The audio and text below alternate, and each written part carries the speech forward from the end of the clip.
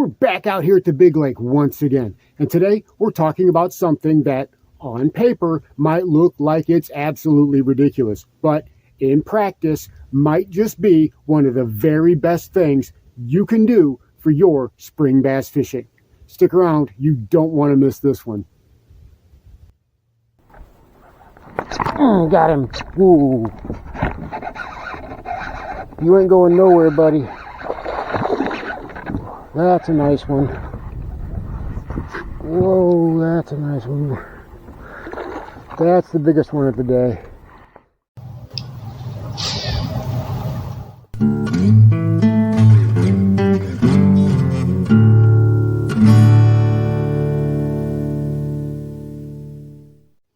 And here is this video's featured comment. Congratulations! If you would like to have a chance to have your comment featured in an upcoming video, all you've got to do is leave a comment. And now, on with the video. Welcome back to Lowbrow Fishing. And out here on the big lake, this gorgeous February day, those bass were 100% full on in pre-spawn mode, at least here in South Mississippi. They were hungry, they were active, and they were ready to bite. Now, if you remember in the last video, when I was getting rained on, we talked about the differences between bottom bouncing techniques like a jig and moving baits like a lipless crankbait, when one situation might favor this type of bait over another, and how they can be effective in different scenarios. Well, today I kind of broke my own rules a little bit, but I have a reason for that. See, everybody knows lowbrow loves to fish a jig. We all know that. But we have the jigs that have a lot of appendages on them. Everybody likes to have jigs that have a whole lot of flap on their trailers, and that's mainly what we know of, right? In the summertime, you want that craw on there, you want a lot of flap, you want a lot of movement. In the wintertime, you use a chunk style, it's still got the appendages on there, but they don't have a lot of movement.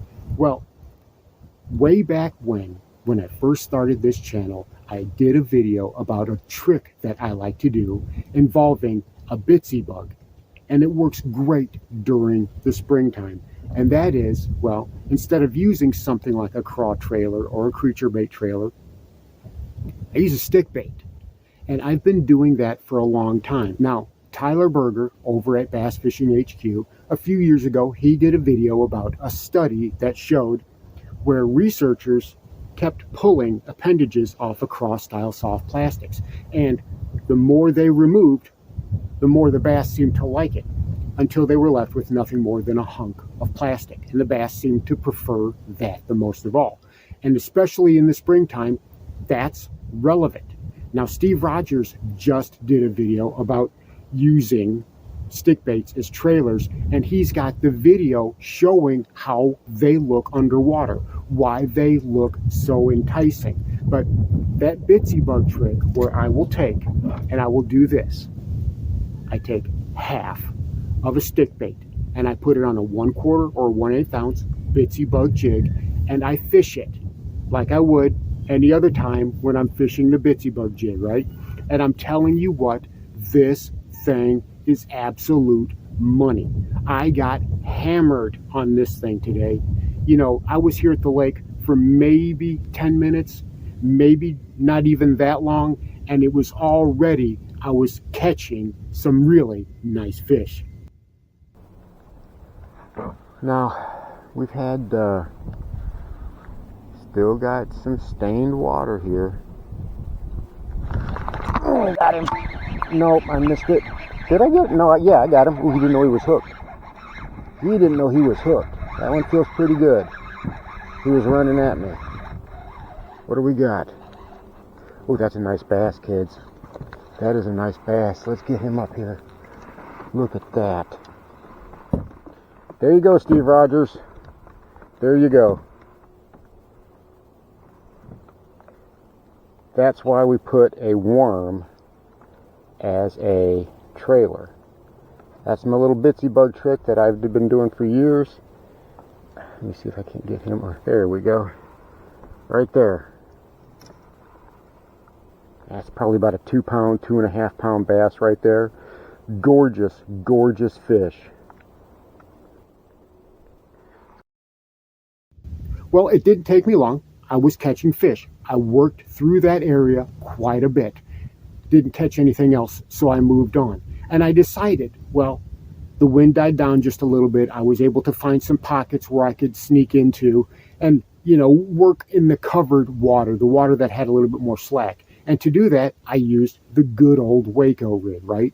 You know what the Waco rig at this point, a 1/0 EWG hook and a Texas rigged stick bait with a nail weight embedded halfway. It works just like a weedless wacky rig, and it kind of looks like a fluke whenever you move it. Highly effective presentation. And I ended up going to a different kind of pocket, a different area of the lake, a little bit more slack water, but I saw bass busting. It was a huge hydrilla flat, and I was able to see that the bass were very active. Well, the first thing I did was I reached for that Waco rig and I cast out there, and I ended up catching a very nice bass.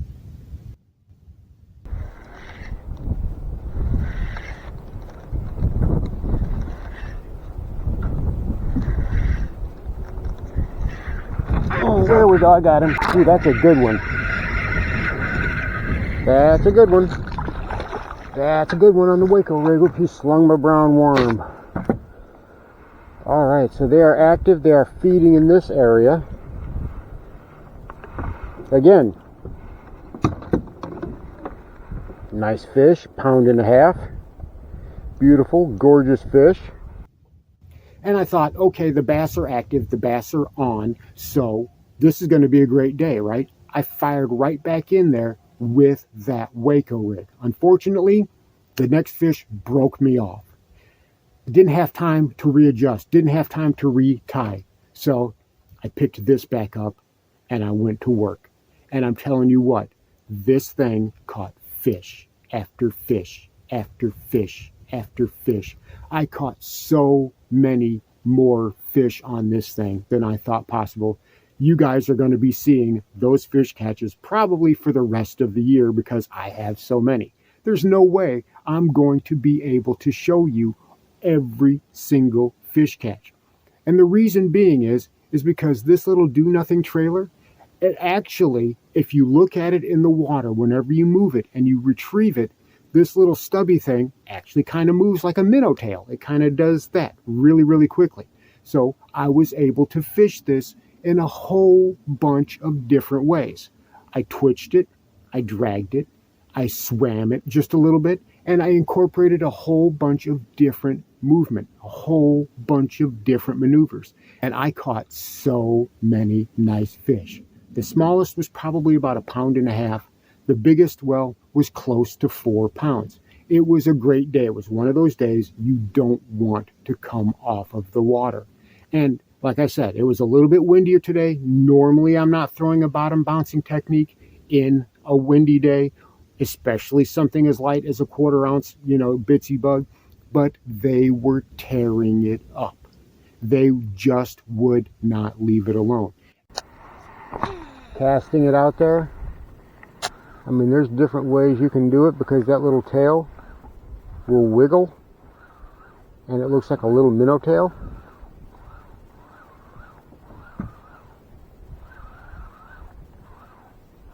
Just a different type of presentation to keep those bass guessing. I mean, I was hopping it, I was twitching it. Got him. Ooh. You ain't going nowhere, buddy. That's a nice one. Whoa, that's a nice one. That's the biggest one of the day. Come here, you. Come here, you. Wow. There's your 4-pound bass right there, kids. There's your 4-pounder. All day long. They are tearing this little jig up. Just absolutely tearing this thing up. Alright, we got to get you on the scale. 3.69. 3.69. So just a hair bigger than the one we caught the other day. But still, beautiful, gorgeous bass. Look at that. Absolutely gorgeous chunker of a bass. That's what we were looking for. 3.69. Appreciate it, buddy. Appreciate it, buddy. Thank you so much. And there he goes. And it wasn't just this orange color. I used brown. I used the Dream sickle orange like this one here. And I used spearmint. I used Junebug. I went through so many little bitty tails today because they kept biting them off. I ended up only losing one fish. And that's because I was reeling it in and I was looking over my shoulder at a fish splash behind me, and that fish hit it and I lost it right as I got to the boat. But that was the only fish that I actually lost. I ended up catching 30 something fish today. I'm going to have to go back in the video, and when I'm editing later on in the office, I'm going to have to see just exactly how many of these I caught. But I'm telling you what, this thing tore them up. And I promise you, nobody on your lake is throwing this. Look at that video that Steve Rogers did. You can see why it looks so appealing to those bass. It is a tender little nugget. Now, I don't think that he went as small as I did. I think that he was a 3/8 ounce jig, where I'm using 1/4 and 1/8, but it really doesn't matter. Now, I used Elastec, and I use regular Plastisol, normal type of stick baits. It didn't seem to matter, but I was fishing super thick hydrilla. I was actually having to pull through a lot of that vegetation, and whenever I would snatch it, whenever I would yank it through that hydrilla, a lot of times I was getting bit on the other side as it was popping free. Bass love that kind of thing because it goes into what we talked about before, the change of direction. I was reeling it in, they were eating it. I was hopping it, and they were eating it. And the reason being for that is because of how much it resembles what they're eating right now. They're feeding up for the spawn, and they're just vacuuming, or as my English friends say, they hoover it, right? They're hoovering up those baits, those crawfish like candy. And this little dude right here, this was exactly what the doctor ordered. Now, I'm going to be out here again in a few days, and you better believe I'm going to have this tied on. And if it's working again, like I think it will be, I know there's no way I'm going to be taking this rod out of my hand. So there you have it. The crazy idea that has no business working as well as it does. But I'm telling you what, putting half a stick bait on the back of a little bitsy bug trailer, I've been saying it for years now, it can be the difference between not getting any bites and having an epic day on the water. Why the bass like it? Nobody can be sure. Does it look like a craw? Does it look like something else? Who knows? But I'm telling you what, tie one on and watch what happens. Thanks for watching Lowbrow Fishing. We'll catch you in the next one.